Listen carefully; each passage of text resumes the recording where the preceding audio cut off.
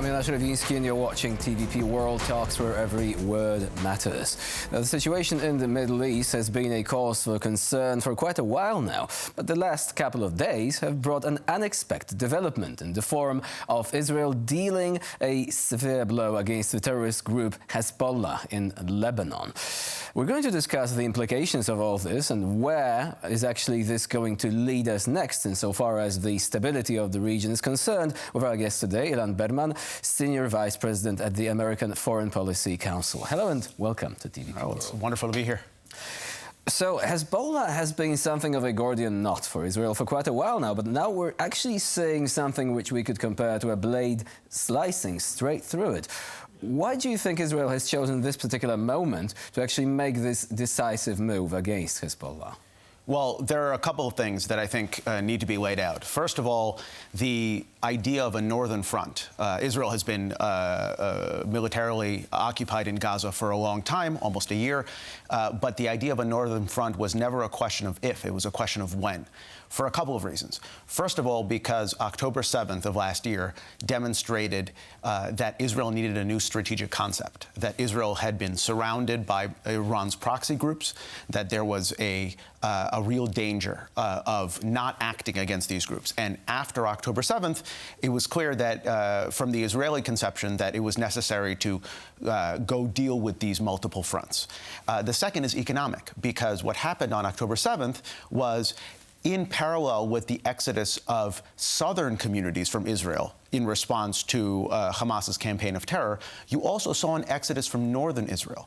Something like 60 to 70,000 citizens of northern Israel descended. The government called a state of emergency, called for them to evacuate. These are now internally displaced individuals in Israel, and Israel has set as a war aim to return them back to their homes, because it's a financial drag, it's a security imperative, and that means that Israel somehow has to move to change the status quo in the north, to make those citizens feel safe enough to return, and that means taking on Hezbollah. So now Hezbollah has suffered a very severe blow with the death of Hassan Nasrallah and many other officials being killed there. Also, a top-ranking official of the Iranian Revolutionary Guard who was in the same location as Hassan Nasrallah, which obviously serves to emphasize the links with Iran. But looking at Hezbollah itself, to what extent do you think this organization was based upon the personality and influence of its leader, and to what extent do you think it is likely to simply rebuild itself based on, lower echelon activists and, members of this terrorist group essentially replacing the leaders who were killed in these attacks? Right. Well, that's really a very important question. A lot of it depends on what the leadership in Iran, right? Hezbollah is Iran's chief terrorist proxy, what the leadership in Iran wants to do. So far, it seems that the Iranians have signaled to Hezbollah that they are not willing to escalate in the region in response to Nasrallah's killing.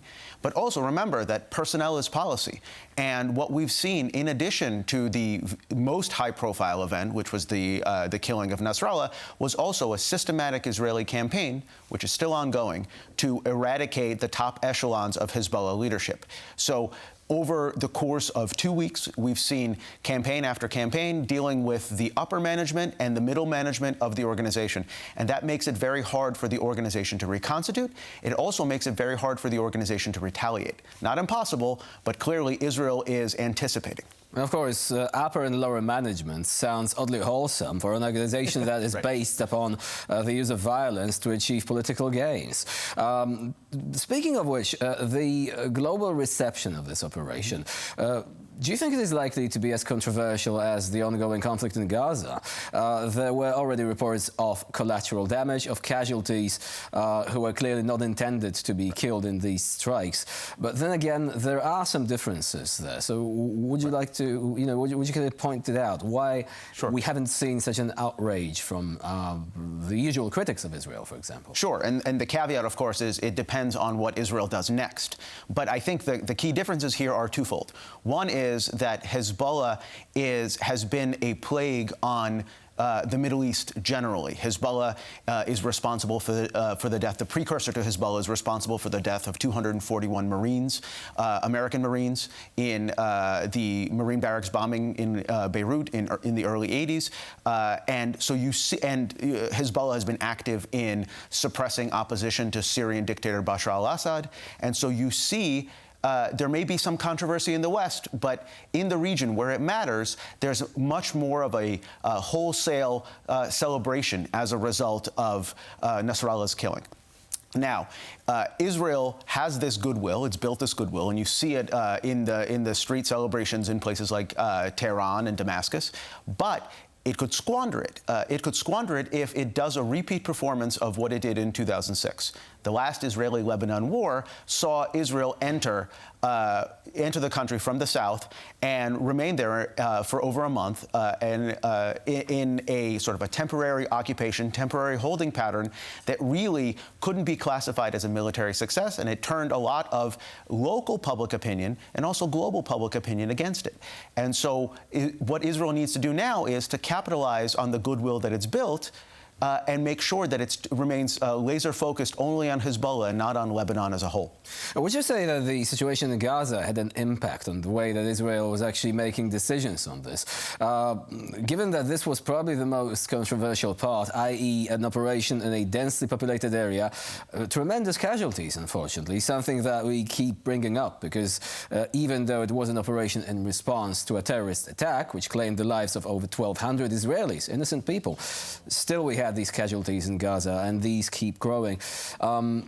So having not really seen any sort of major backlash from the US, for example, out of verbal criticism, but not much else, do you think Israel thought, okay, so we might actually take this further, eliminate the threat in Lebanon, because this is not going to get much worse than we've already seen? Well, I think there's an internal logic here. First of all, the Israeli military, the Israeli Defense Forces, are a learning organization, and there have been mistakes made in terms of how they've prosecuted the campaign in Gaza. And we see this in terms of the difficulties that the Israeli military has had in dislodging Hamas from the civilian population in Gaza. The difference that you have between Gaza and Lebanon is that Hezbollah has occupied the south of Lebanon. There's actually another military force that has the ability to now move in and fill the vacuum if Israel managed to erode and attrit Hezbollah. That's the Lebanese armed forces, which are also recipients of aid from the United States. They have also been a part of the political scene in Lebanon. I mean, the current government crisis there has essentially members of Hezbollah preventing this from going forward, right? So can you illuminate us further about just how Hezbollah, how deeply rooted is it in Lebanon's politics? It's not like it's just some sort of local guerrilla force that has been there without any connections to the political system itself. Right. No, that's exactly right. And Hezbollah, not to put too fine a point on it, Hezbollah has for a long time held Lebanese politics hostage. They occupy something like 10% of the seats in the Lebanese parliament. They provide social services and education and sanitation for the south of Lebanon. And the south of Lebanon, the area that borders Israel to the north from Lebanon, is not really Lebanese territory. It's not territory where the Lebanese armed forces feel free to go. This is Hezbollah territory. And so now you have a situation where Hezbollah is on the back foot. You have a real situation where Hezbollah capabilities are eroded. The really interesting question is whether or not this is a moment for the Lebanese state to reassert itself, to assert control over all of its territory, and to diminish the role that Hezbollah can play. Now, we've had signals from the US that they are working to ensure Israel's security due to fears of an Iranian retaliation. Can we see any sort of indications that Iran could be trying to essentially repeat its performance from a couple of months ago, which was, of course, something of a sort of shock and awe campaign that ultimately achieved very little in terms of actual damage, most of the missiles being intercepted? Or could we see something more acute in terms of the effects on Israel itself?